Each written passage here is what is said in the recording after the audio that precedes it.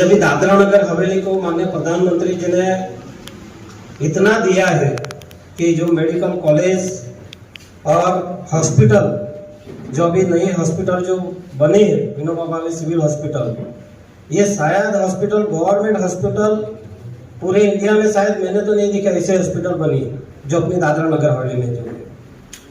इसलिए एक गौरव की बात है कि जो प्रधानमंत्री चौथी बार दादरा नगर हवेली में आ रहे हैं और हमारे यहाँ डेवलपमेंट काफ़ी अच्छा हुआ है।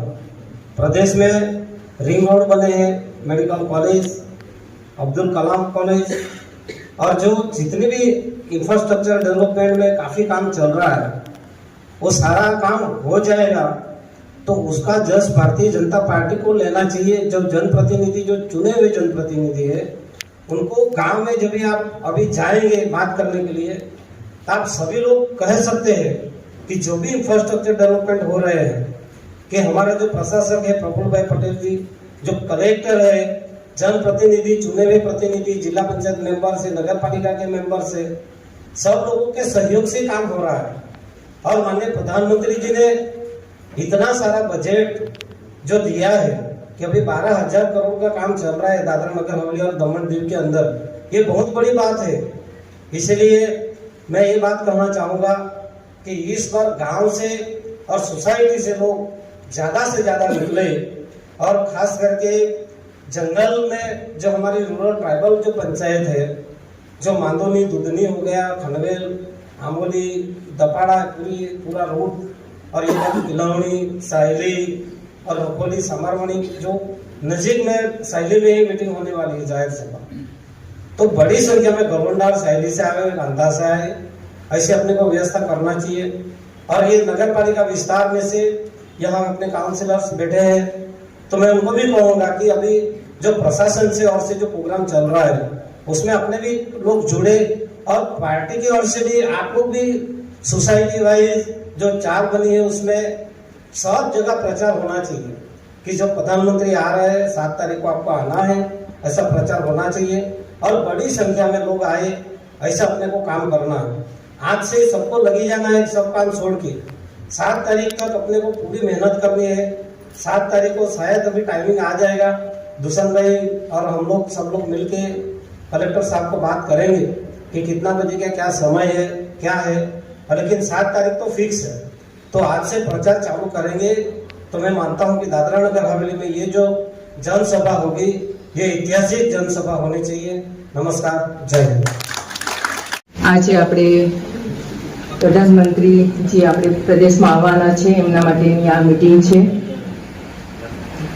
આ સભામાં ઉપસ્થિત આપણા પ્રભારી દુષ્યંતભાઈ, દીપેશભાઈ ટંડેલ આપણા અધ્યક્ષ, જીતુભાઈ માળા ઉપાધ્યક્ષ, નટુભાઈ સીતારામભાઈ આપણા એક્સ એમપી, સુનિલભાઈ પાટીલ પ્રદેશ મહાપ્રમુખ મંત્રી, સાંતુભાઈ પૂજારી, રજનીબેન, રાકેશભાઈ થી લઈને બધા જ અહીં ઉપસ્થિત છે।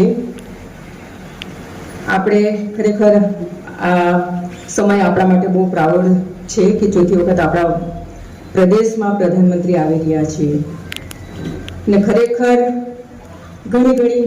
ઘણા મોટા પ્રોજેક્ટ આપણા પ્રદેશને આપ્યા પણ છે।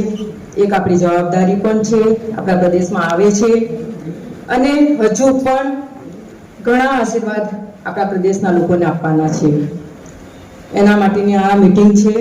ઘણા બધાએ સજેશન પણ આપ્યા છે, આપણે બધાએ મહેનત પણ કરવાની છે। આપણી પાસે 5 થી 6 દિવસ બચ્યા છે। ઘર ઘર જઈને આપણે બધાએ પ્રચાર કરવો પડશે, વાત કરવી પડશે કે આપણા પ્રાઇમ મિનિસ્ટર આવતા છે, એમના માટે આપણે આ રીતના સ્વાગત કરવાનું છે। હરેક સમાજ, હરેક એરિયાથી આપણે બધાએ જ મહેનત કરવાની છે। અને ખાસ કરીને હું કહીશ, મારે એક સાંસદ તરીકે ઘણી બધી જવાબદારી પણ બની।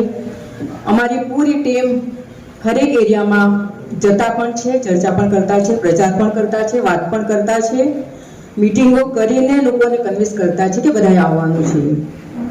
એક એવો સમય પણ છે, બપોરનો સમય છે, આપણે જનતાનું પણ કાળજી રાખવી પડશે।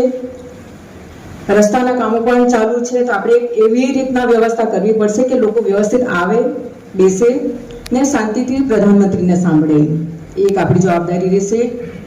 હરેક હવે 20 પંચાયત છે, આપણી નગરપાલિકા છે, આજે ટોટલ ભારતીય જનતા પાર્ટીની છે, હું સાંસદ પણ ભારતીય જનતા પાર્ટીથી છું. તો આ વખતનો દોરો એક માન્ય પ્રધાનમંત્રીને પણ યાદગાર બને એમના માટે પણ, ને આપણા માટે પણ એક ખરેખર એક પ્રાઉડ થશે કે નહીં, આપણા માન્ય પ્રધાનમંત્રી આવ્યા ને આપણે ફૂલ જે જોશમાં જેટલું થાય એટલી બધી કોશિશ કરી, એમનું સ્વાગત આપણે કર્યું. તો એ રીતના આપણે બધા જ પ્રયત્ન કરવાના છે. બાકી અમારી પણ બધા જ કમિટી સાથે મિટિંગ થઈ ગઈ. અમે પણ આખા અમારો જે ગ્રુપ છે, સુમાનભાઈથી લઈને ડૉક્ટર સાહેબથી લઈને ઇન્દ્રજીતભાઈ, દીક્ષાબેનથી લઈને અમે આજે બધા આવ્યા છે. ઘણા બધા આપણા મેમ્બરો પણ આવ્યા છે, સરપંચો પણ આવ્યા છે. અમારી પણ કોશિશ રહેશે કે બનતી કોશિશ થાય આપણે લોકોને વધારેમાં વધારે કાઢી શકીએ. ખાસ કરીને લોકલ જે ગામડાના એરિયાના લોકો છે એને કાઢવાની જવાબદારી બધાની આપણી છે. ને એમાં હું મારા તરફથી ફૂલ કોશિશ કરીશ. બિશનભાઈ, જેટલું પણ તમારું સજેશન હશે જરૂર અમે બધા જ એને અપનાવીશું અને જેટલી મહેનત થાય એટલું અમે જરૂર પૂરી કરીશું. જ્યાં તમારી જવાબદારી અમને સોંપવામાં આવશે અમે જરૂર પૂરી કરીશું.